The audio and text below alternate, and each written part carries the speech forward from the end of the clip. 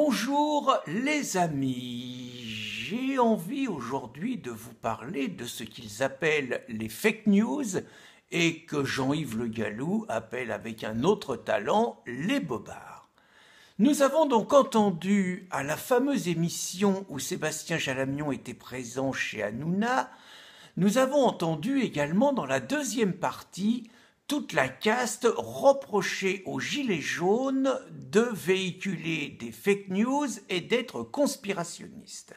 Leur crime, avoir remis en doute la réalité de l'assassinat de Strasbourg ou de Shekat, ou du moins d'avoir insinué que ça arrangeait bien Macron.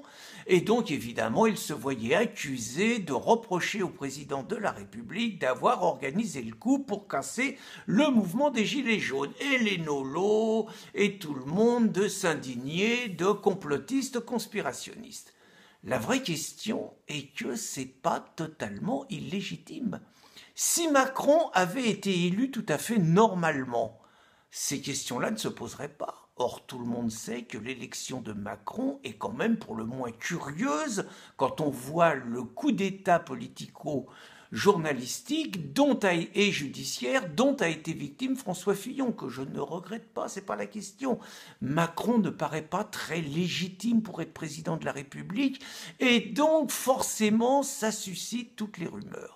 De même, j'ai appris aujourd'hui deux informations, mais qui sont ahurissantes, si elles sont vraies, et j'ai l'impression qu'elles sont vraies, dans le contexte où ce régime nous raconte qu'il n'y a pas de sous pour les gilets jaunes, qu'il faut faire attention, et qu'on a déjà dépensé 2, 3, 5 milliards de trop, qu'on ne va pas être dans les clous pour Bruxelles. Alors la première information serait, on revient à Strasbourg, que le père de Chérif Shekat toucherait entre ses deux épouses et ses 12 enfants 5 400 € d'allocation familiale par mois. Et donc, lui, il n'a pas besoin d'être gilet jaune. Deuxième information, un homme qui s'appelle Charles Prats, qui a travaillé à Bercy, raconte sur un plateau de télévision qu'il y aurait 1 800 000 fausses adresses sur les comptes de sécurité sociale et que cela engendrerait tous les ans 14 milliards de dépenses indues, d'escroqueries à la sécurité sociale. Il nous dit qu'à Bercy, ils ont découvert ça il y a maintenant 6 ans et que depuis 6 ans, personne ne fait rien. Très franchement, je ne sais pas si ces deux informations sont vraies ou pas.